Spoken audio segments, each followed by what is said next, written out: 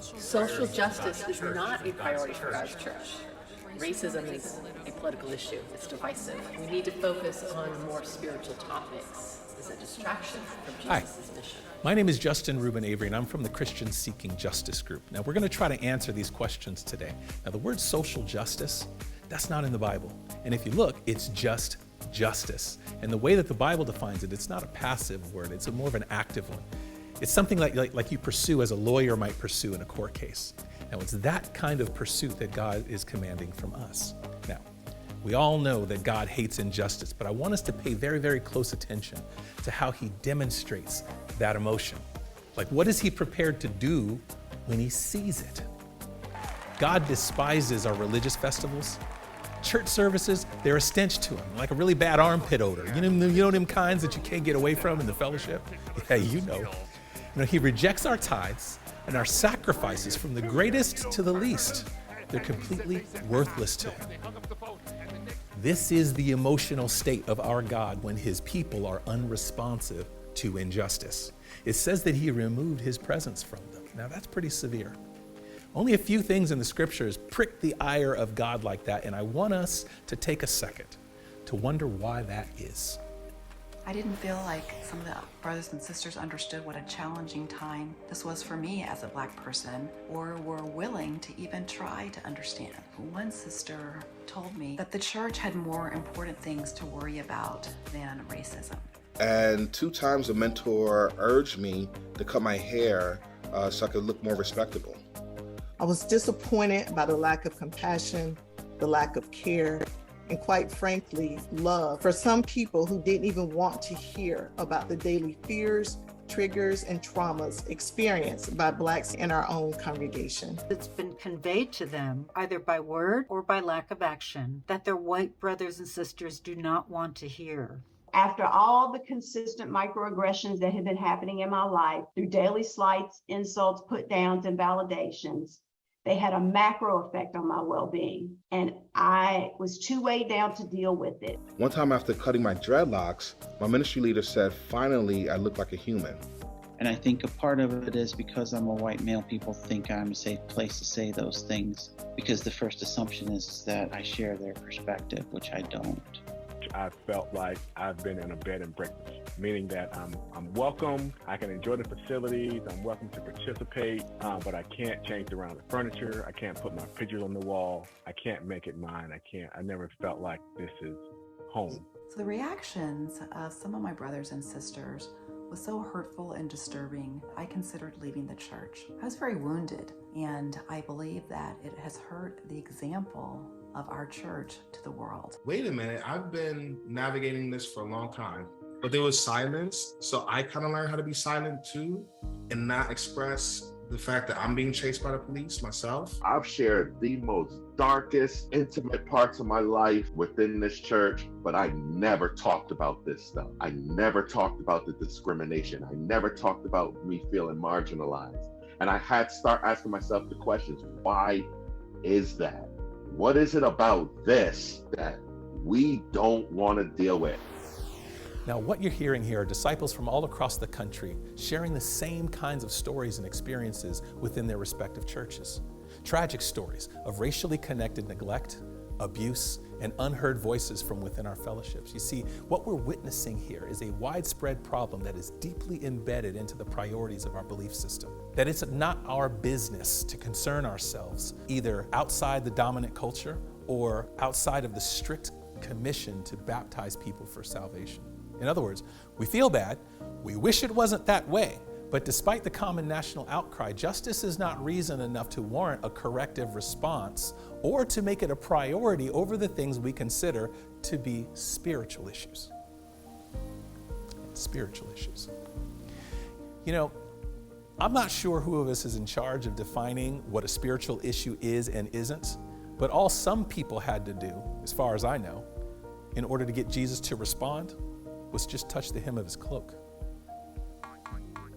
And so personally, I am deeply saddened that the process of becoming educated and knowledgeable in such an important area has become something that's ridiculed and demeaned as being woke, by those who refuse to learn. In our particular movement, why young people are leaving, because we're not being heard, and the things that we see that are wrong are very hurtful. And as a generation that is becoming more and more multiracial, it hits us in a very different way. The discussion of justice has been kind of downplayed. That says we've already accomplished the goal, and it's blinded us from being able to say, what are we missing?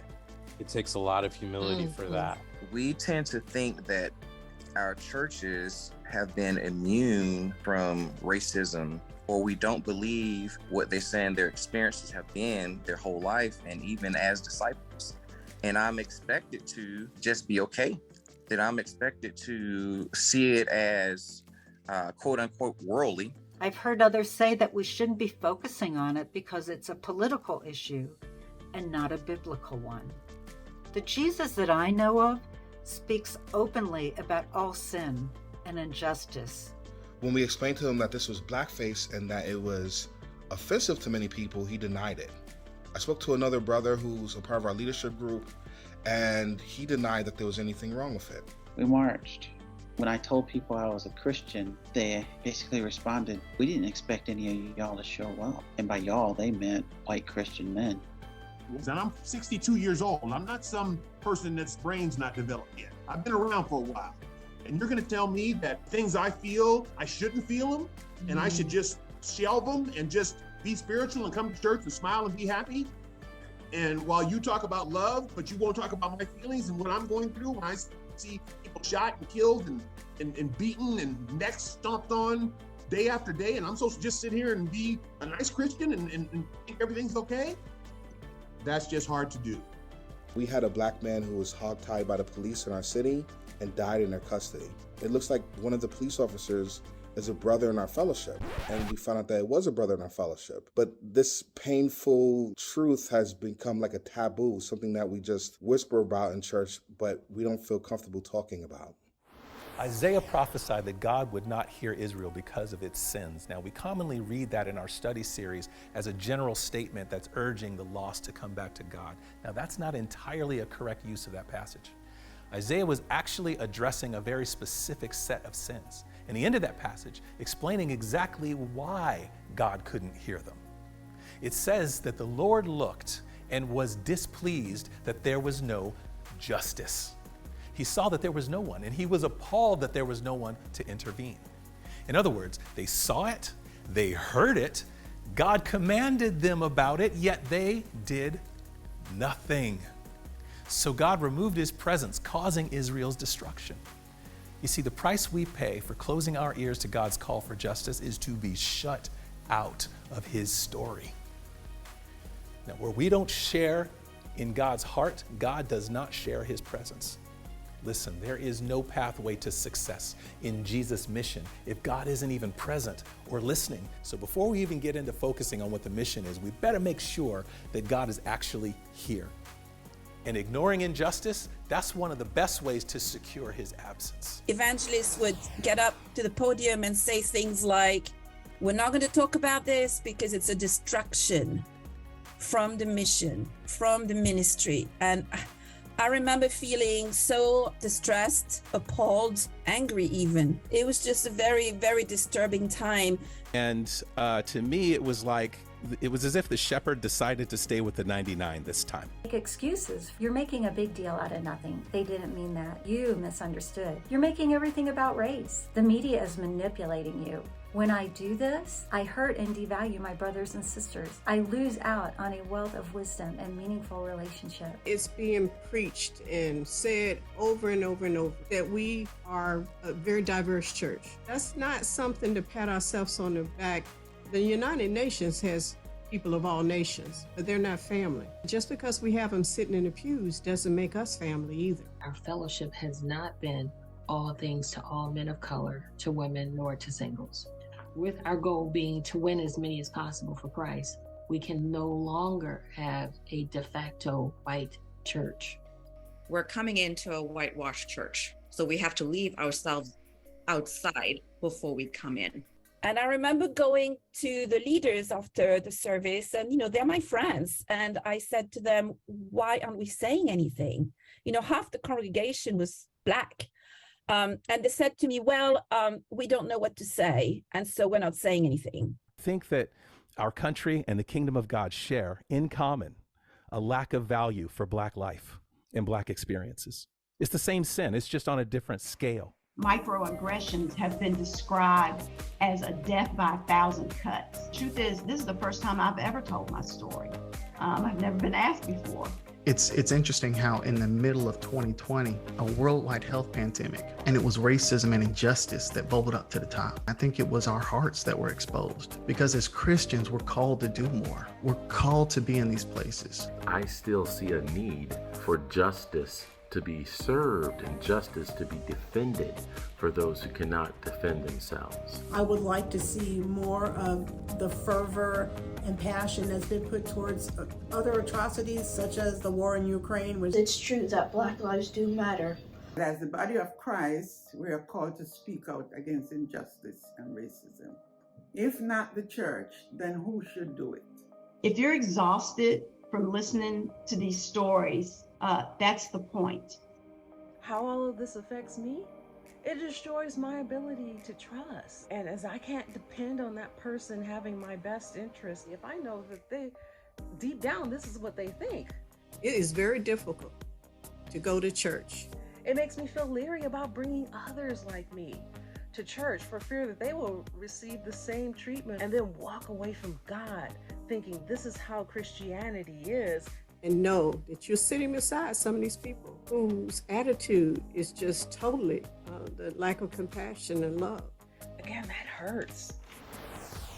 So I asked us earlier to take a second to wonder why God turns away when his people are unresponsive to injustice.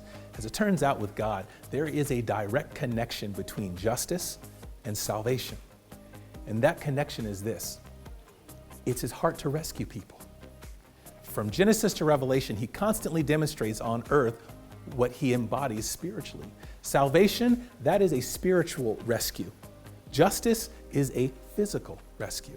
Now, we all know that God removes his presence from those who are disinterested in salvation. But note the exact same behavior with people who are unresponsive to injustice. He removes his presence.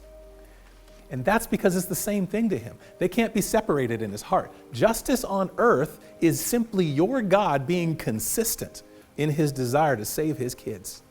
And he demonstrates that over and over again, leaving us a very clear example of what he wants our hearts to look like and what he wants our behavior to be. And that connection between justice and salvation, it explains every single spiritual and physical act Jesus did while he was on earth. God's call to respond to injustice has exposed the content of our church's character. You see, a culture of silence about it telegraphs to God that we are disinterested in imitating his heart. So if the pursuit of justice is unspiritual, as some say, then who of us is going to dare volunteer to tell God that he needs to be more spiritual about this? Or we can just submit to the reality that imitating God's heart for rescue is about as spiritual as you are ever going to get. So, the pursuit of justice is only a distraction to the person who creates a false choice between two concepts that God has inseparably connected. Pursuing justice, that's not a distraction. It is a course correction away from the path that God has long removed his presence from. All across this country, the voices are crying out against injustice in our fellowships, and there's been a very, very poor response overall. And we're making the case here that injustice is here. We see it, we hear it, God has commanded us about it, but unlike the Israelites, who paid a heavy cost for doing nothing, let us do something. We here at Christians Seeking Justice are inviting you to join us on our next step towards creating within our fellowship God's complete heart of rescue, both justice and salvation. God has blessed us with more than we could possibly need to get this done, and you can be a part of it. So thank you so much for listening, and we'll see you there.